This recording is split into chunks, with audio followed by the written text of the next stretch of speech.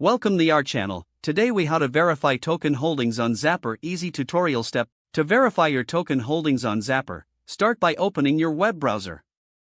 Go to the Zapper website at zapper.fi. Once the site loads, locate the Connect Wallet button in the top right corner. Click on the Connect Wallet button. A pop-up will appear, offering you different wallet options.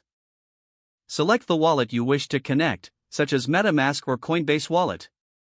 Follow the prompts to authorize the connection.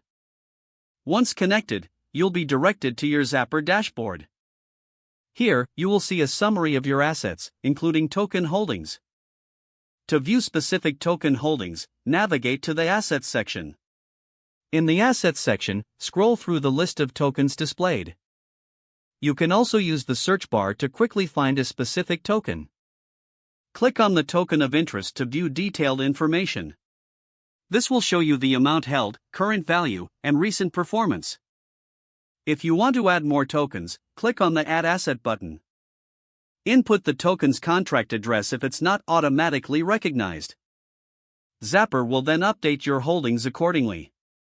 For additional features, explore the options available on the left side menu. This includes insights like portfolio performance and transaction history.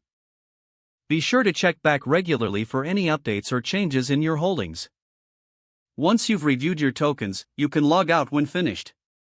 Enjoy managing your crypto assets with Zapper. If the page does not load, refresh the browser or try again in a private or incognito window. Make sure you are using the correct email address, then retype it carefully to avoid small typos.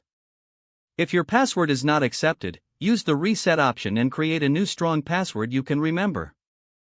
Check your spam folder for verification or security emails, then complete any requested confirmation steps. Enable two-factor authentication if available to improve account security and reduce unauthorized access risk.